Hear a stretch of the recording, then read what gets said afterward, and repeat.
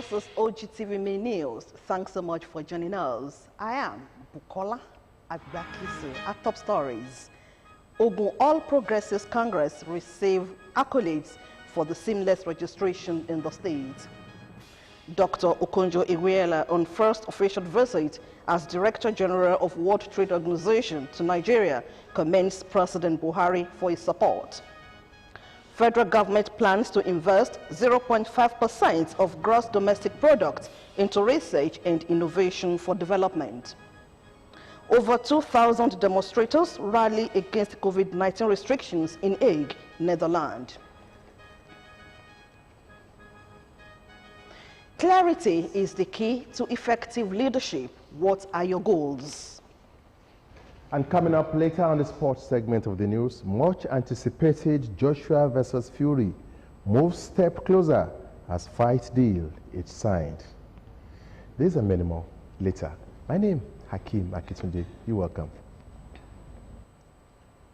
Now the news in full. We begin with politics. The ruling All Progressives Congress, APC, is open to all well-meaning Nigerians to come and become members of the party in the ongoing membership registration and revalidation exercise. The secretary to the committee, Honorable Murtala Lammers, who stated this, applauded Ogun State for the support given the committee for the success of the exercise. Governor's Office correspondent Tunde Olanero reports.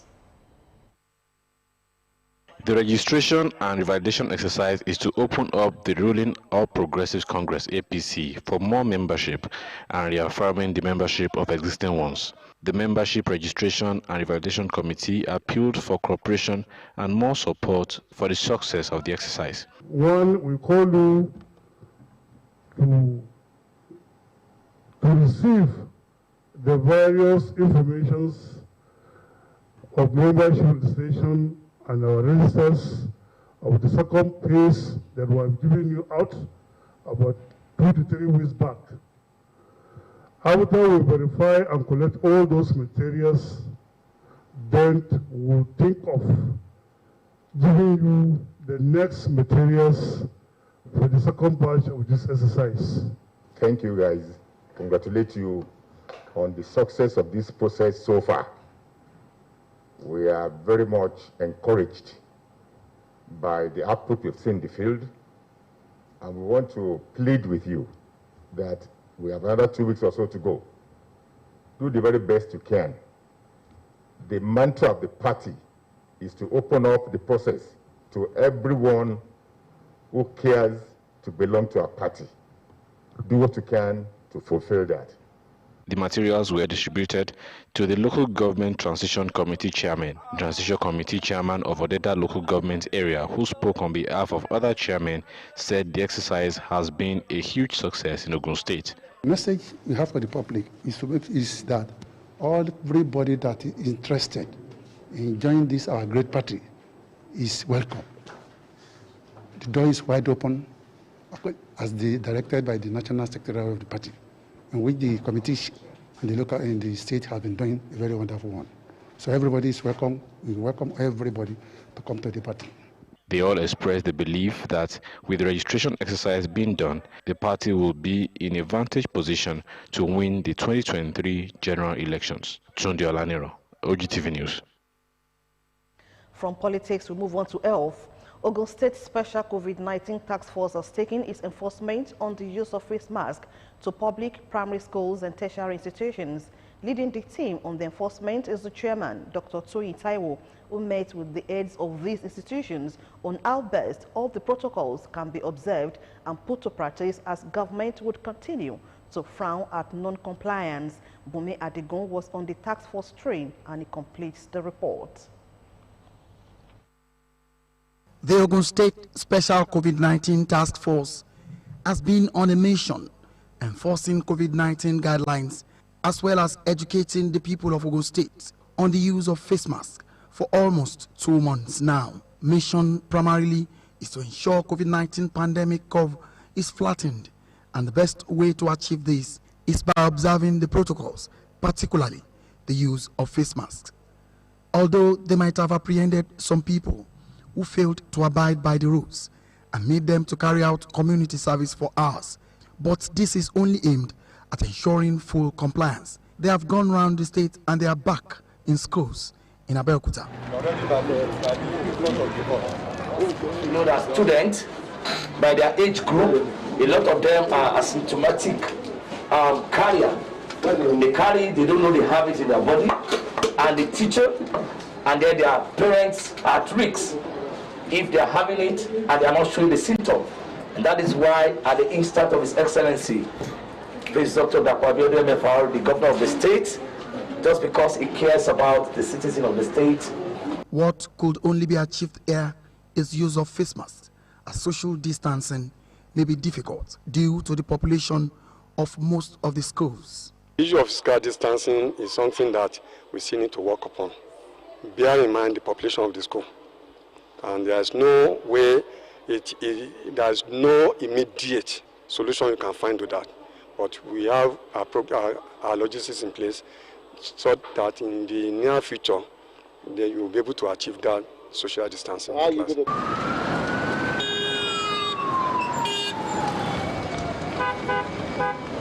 Federal College of Education, Oshiele Abeokuta, was the next port of call, and the management was met holding a meeting. This made it the right platform to pass the message across. Not only in academics, but in adhering to government directives.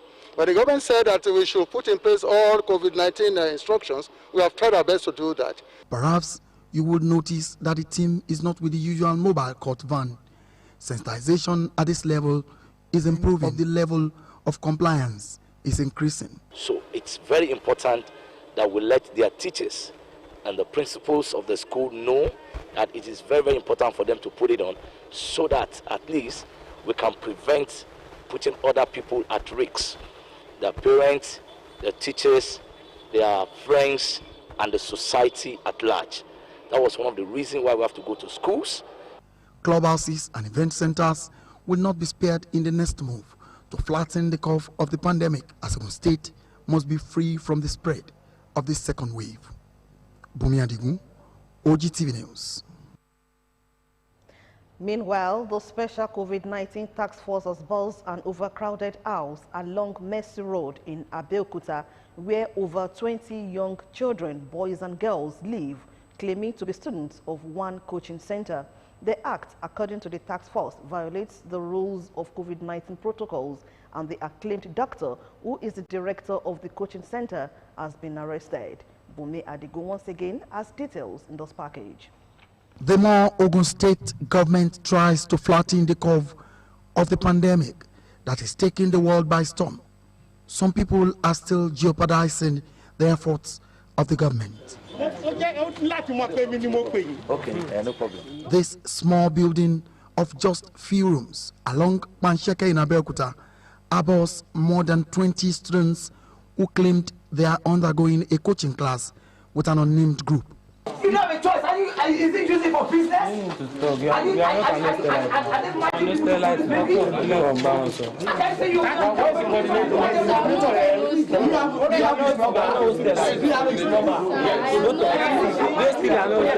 The man in charge of the house, Venerable Ebenezer Ogundeyi, said he had warned the director who rented the apartment from him of the number of people staying in the building. And I reported to the sanitary inspectors. They said they had no business. So I have to look for the number, to contact the COVID-19. I have the list of 17 students, but as at now, and I've learned that there are 20 students, boys and girls. And I have warned the man who put them there, Dr. Rotimi, that you cannot put boys and girls together, and that COVID-19 doesn't allow you to put these students together. I've been making all efforts for the past 2 months to decongest this domain, to warn him to rent another place, but he will not. The children who are unaware of the implication of the violation of COVID-19 protocols shared their experience. Get them, I just stay in this room, okay? But he keeps asking more people to come. Why? And I don't know. Now we are 4-4. We are 18 now. We are not staying in the hostel. That's what I'm trying to understand my complaint and I do my partnership, and I have all the necessary documents. But Daddy threatened me because I did not pay security money, and instead he invited you.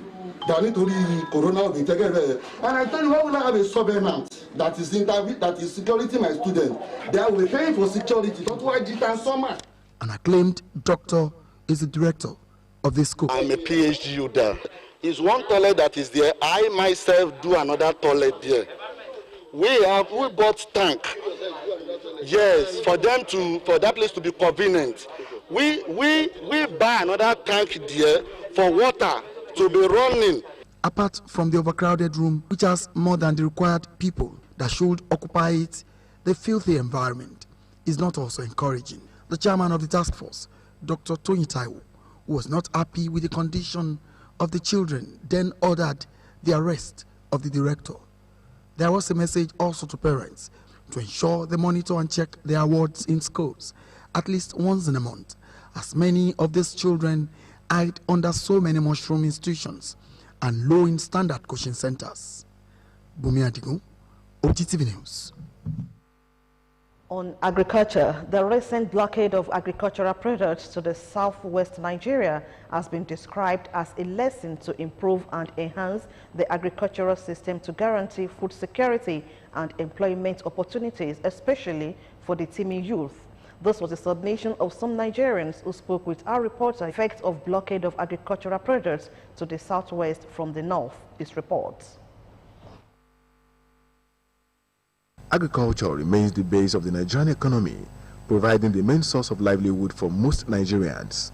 Even though agriculture is one of the largest sectors of the economy, which employs 2/3 of the entire labor force, and the production hurdles have significantly staved the performance of the sector, the northern part of Nigeria recently stopped agricultural produce from going to other parts of the country, especially to the southwest, without any indication or reason for the action. There's nothing that is being grown in the north. At least most of the things that are grown in the north here can also do well here. Like I said, the tomatoes, the cucumbers, the watermelons, what have you, even the gingers.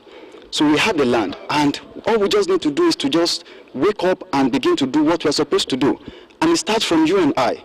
While speaking with some farmers, it was noted that if a neighboring state can behave in such manner, there is need for farmers and government at all levels to combine all efforts at putting necessary machinery in place for agricultural development in order to ensure food security. Much as we have to specialize on the area for which we have a comparative advantage, we will not again neglect all others so that we can be self-sufficient as far as food is concerned. Food security is not a job, is not the job of the government alone. It has to be a situation that all hands must be on deck, and I believe so strongly that this is the last time this kind of thing will happen in Nigeria. They also emphasized that every part of the nation has its irrigation system suitable for agriculture, calling on all stakeholders not to relent towards making the sector the mainstay of Nigeria's economy. What we are talking today is technological development, rather than relying on the whole and something. If Southwest had been a nation, for example, that threat will be nothing. So my advice is that incidentally, some states in the Southwest already, they have realized the need even to involve our youth in agricultural development. They added that the sector faces many challenges, which include outdated land tenure system that constrains access to land and a very low level of irrigation development, among others. Yusuf Ganiyu, OGTV News. And still to come in the news, Chief of Army Staff Ibrahim Atahiru reaffirms commitment of the military towards fighting insurgency in the country. More news and reports after the break. Don't go away.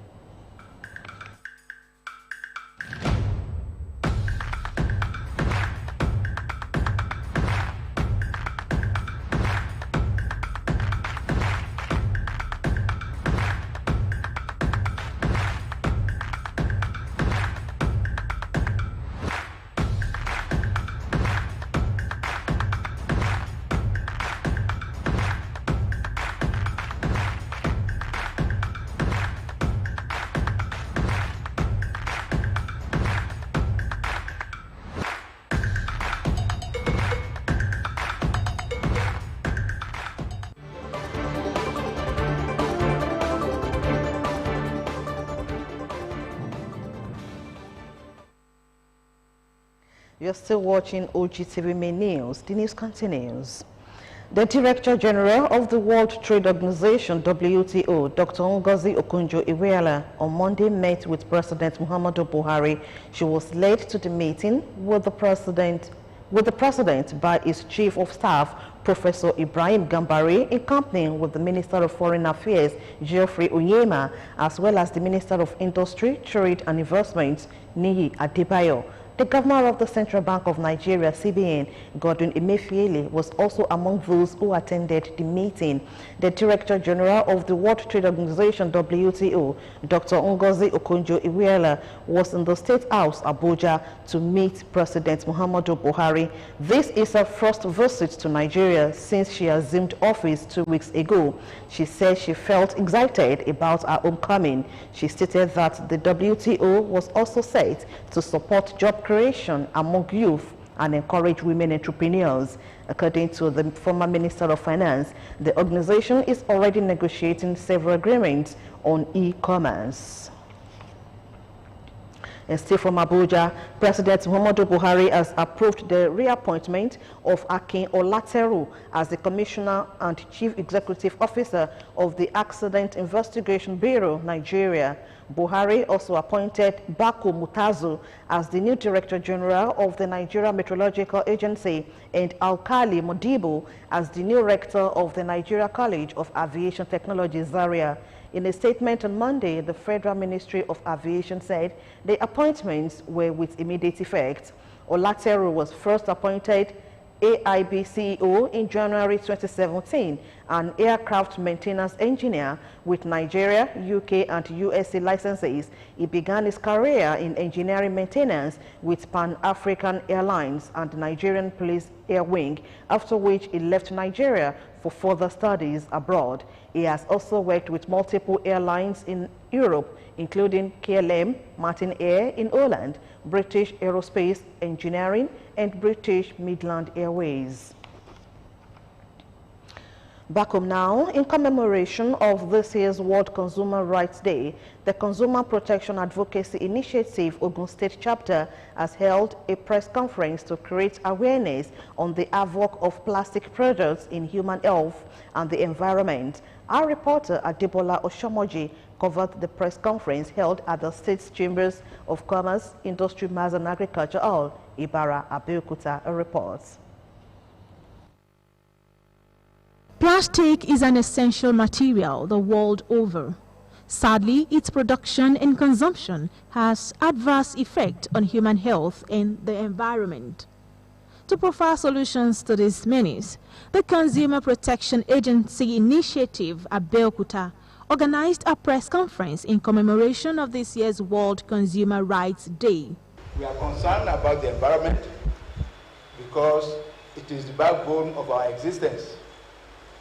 And that is why we are taking this campaign very, very serious. And we want to take it to the doorstep of all Ogun indigenous doorstep. During the deliberations, there were various submissions on this year's theme, tackling plastic pollution. And there are facts about plastic pollution here underlisted. By 2050, possibly, it's an evolving thing. It's most likely to happen. It's not just a projection. It's a tendency. By 2050, it is estimated that there will be more plastics in the ocean than the fish you are consuming. Because the way we are using it now, the pollution is getting increased continuously. Consumer Protection Advocacy Initiative is a non-governmental organization saddled with the responsibility of finding alternative ways in achieving friendly environment and to outrightly phase out the single use of plastics from the country. The organization has therefore called on government and critical stakeholders to rise to the challenge of plastic pollution. Adebola Oshomoji, OGTV News. It is another opportunity for Nigeria amidst economy and emerging markets with commitment for expansion in manufacturing, financial service, telecommunications, and other various sectors of the economy. Some of the challenges affecting Nigeria in facing global economic realities include low participation in global trade and deficit in our infrastructure, even with large youth population making it third in the world. But with our influence and capacity, the Director General of the World Trade Organization, Dr. Ngozi Okonjo-Iweala, said Nigeria will secure a rightful place in global trading. It is expected that this engagement will make Nigeria push for trade policy review and preferential tariff. Nigeria has to produce more, add value to its products, and export more. Right now, Nigeria has 0.3% of world trade and 19% of Africa trade. I mean, you could see that as very small, but you could also turn it around and see it as a big opportunity. You still have the ambition, you still have the energy and the drive and the commitment to continue doing and to continue giving. And it is a great blessing for the world and for Nigeria. This government is ready and willing at all times to give her all the support that she will need to make a success of our assignment. That was the DG WTO, Dr. Ngozi Okonjo-Iweala, while discussing with some ministers during a visit to Nigeria. Ogun State House of Assembly will on Wednesday, March 17, 2021, hold a stakeholders forum on a bill titled HB number 45/OG/2020, the Animal Grazing and Cattle Ranch Establishment Law of Ogun State 2020, as well as HB number 44/OG/2020, the Community Development Association Law of Ogun State, is to hold on the same day. According to the Clerk of the House, Mr. Deji Adeyemo, the public hearing is meant to harness inputs and contributions of all relevant stakeholders with a view to having all-inclusive bills to stem the tides of farmers and herdsmen clashes through ranching system and certain legislative modalities for the operations of community development associations in the state. The venue of the stakeholders forum is the State House of Assembly Complex, Okemoson, Abeokuta, commencing from 10 in the morning prompt. All stakeholders are enjoined to be seated by 9:30 in the morning prompt.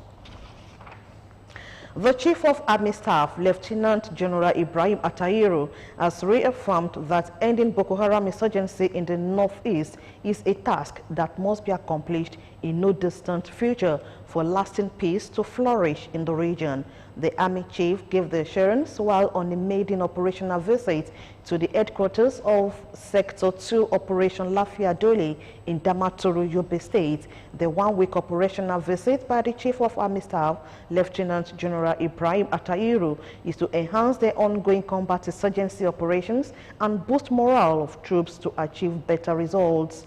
The Chief of Army Staff had inspected different caliber of weapons recovered by troops from Boko Haram terrorists, to include AK-47 sniper, NF rifles, as well as HA-21 guns and GTMD, among others. All the weapon systems we are seeing here, these are just very few of the weapon systems we've recovered, and we'll continue to do that.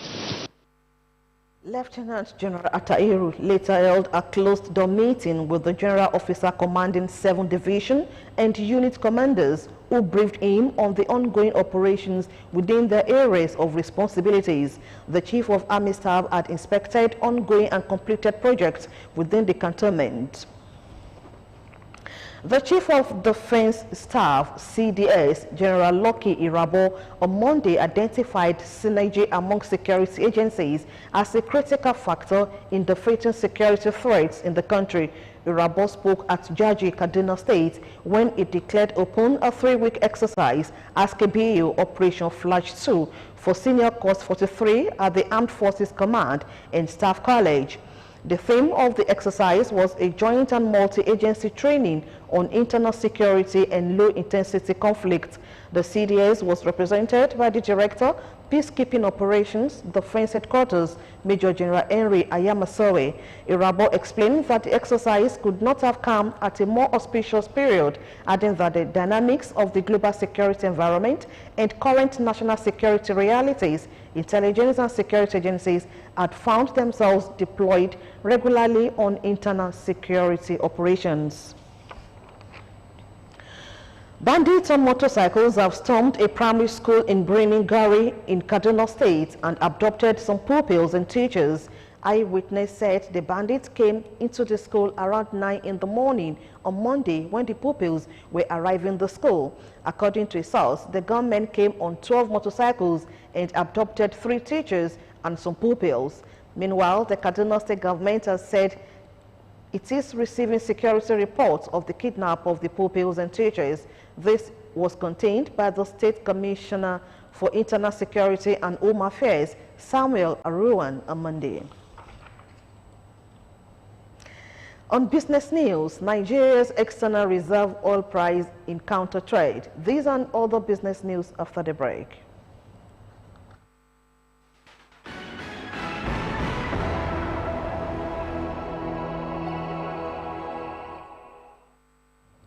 On the business news segment of the news, President Muhammadu Buhari says 0.5% of Nigeria's gross domestic product (GDP) will be allocated to research and innovation in order to accelerate development. President Buhari disclosed this on Monday in Abuja while declaring open a 5-day Technology and Innovation Expo 2021 organized by the Federal Ministry of Science and Technology. Represented by the Vice President Yemi Oshibajo, the federal government had made considerable improvement in the budgetary allocation to the ministry. President Buhari said that the EO5 was inspired by the recognition of the vital role of science, technology and innovation in the national economic development, especially in promoting domestic goods and services. Nigeria's unemployment rate rose from 27.1% in the second quarter of 2020 to 73.3% in the fourth quarter of 2020. The latest figures from the National Bureau of Statistics revealed. The NBS stated in its report on labor force statistics, unemployment report abridged labor force survey under COVID-19 quarter 4 2020 that this translates to 23.19 million unemployed people.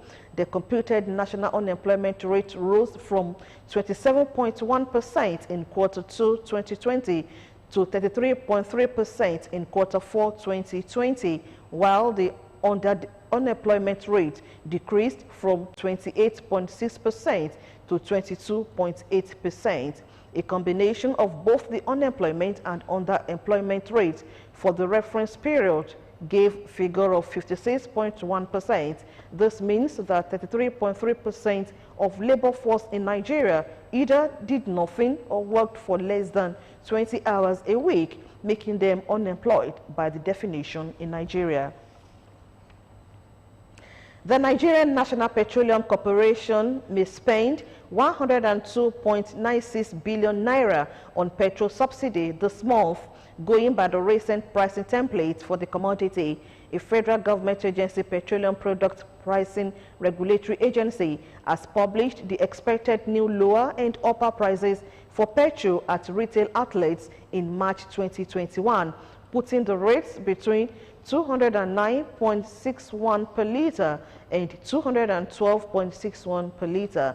It also put the ex-depot price of petrol for the month at 206.42 per litre and pegged the expected landing cost at 189.61 per litre.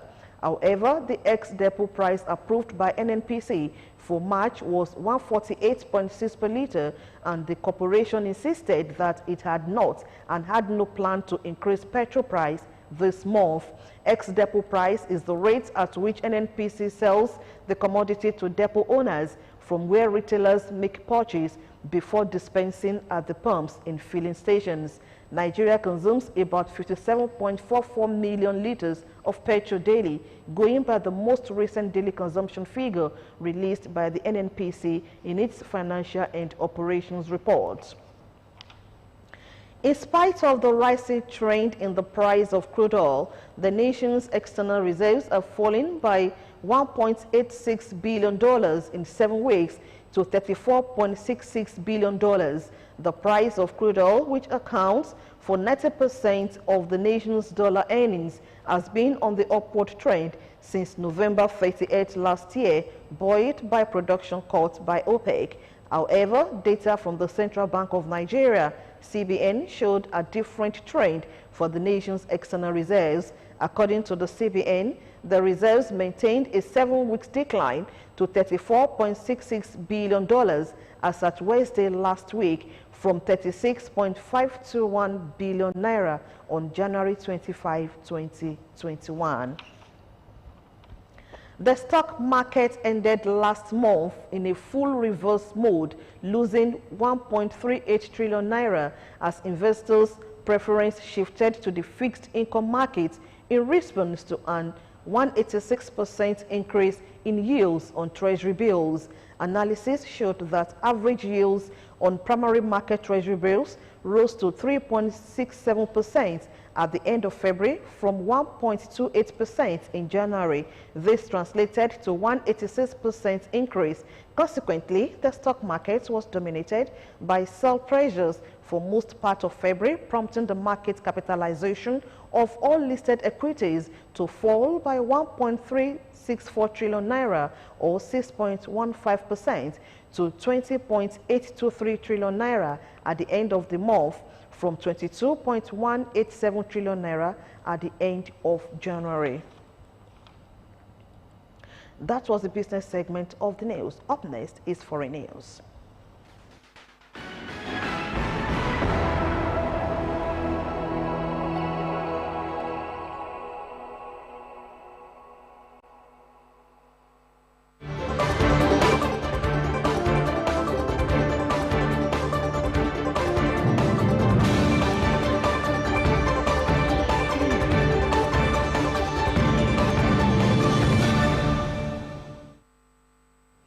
On the world today, police in the Netherlands have used water cannon to clear anti-government demonstrators from a park in The Hague.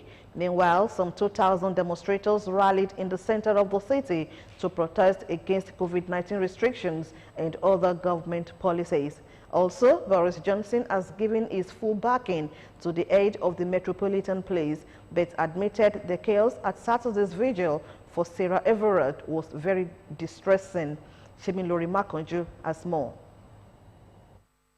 Tens of thousands of people have turned out marches across Australia, protesting against the sexual abuse and harassment of women in the country. They were spurred by a recent wave of allegations of sexual assault centered around Australia's parliament. This is a vibrant liberal democracy, Mr. Speaker. Not far from here, such marches, even now, are being met with bullets, but not here in this country, Mr. Speaker. Not here in this country. This is a triumph of democracy when we see these things take place. The allegations have focused scrutiny on the Conservative government. The protests were organized a week ago after Attorney General Christian Porter revealed he was the subject of a 1988 rape allegation, which he denies. A separate case, that of Brittany Higgins, an ex-political advisor who alleged in February that she was raped in a minister's office in 2019, was also felt public anger. My story was on the front page for the sole reason that it is a painful reminder to women that if it can happen in Parliament House, it can truly happen anywhere.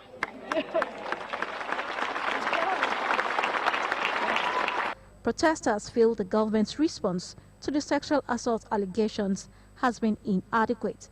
Organizers suggested it could be the biggest uprising of women that Australia has seen.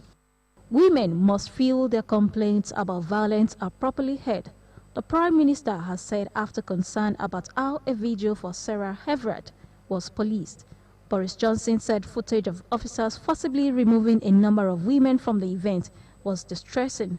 He added it was fundamental that women felt listened to and was going to make sure that happens. The Prime Minister's comments come after criticism that a new policing bill does not go far enough to address violence against women and girls. have to make these really difficult calls. And I don't think anybody should be sitting back in an armchair and saying, well, that was done badly, or I would have done it differently, without actually understanding what was going through their minds. Ms. Everard went missing while walking home from a friend's house. Police in the Netherlands have used water cannon to clear anti-government demonstrators from a park in The Hague. Some 2,000 demonstrators rallied in the center of the city to protest against COVID-19 restrictions and other government policies. Mounted officers as well as riot police with batons and dogs moved in after some of the protesters refused to leave at the end of the demonstration. The protests come a day before voting begins in a general election. The vote is taking place over 3 days to avoid congestion that would risk spreading coronavirus at polling stations. And that's it on The World Today. Thank you, Shimilori. Akim Akitunde is ready to serve you latest sports news. Join us.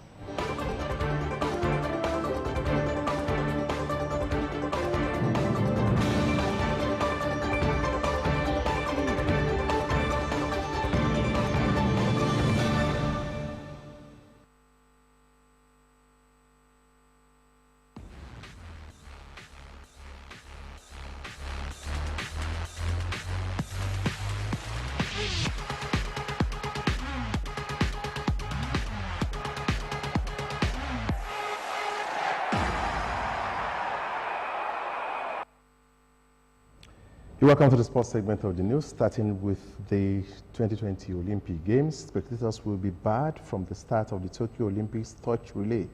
Organizers said Monday, announcing a powered black launch as the countdown to the postponed games begins in earnest. Fans were told to stay away from next week's simplified starting ceremony and the first leg of the nationwide relay, which was put on hold a year ago when the Olympics were delayed over the coronavirus.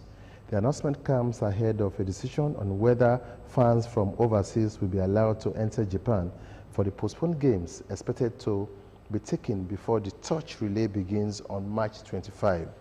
Reports last week suggested the Japanese government is set to ban fans from abroad over fears of a rise in infections.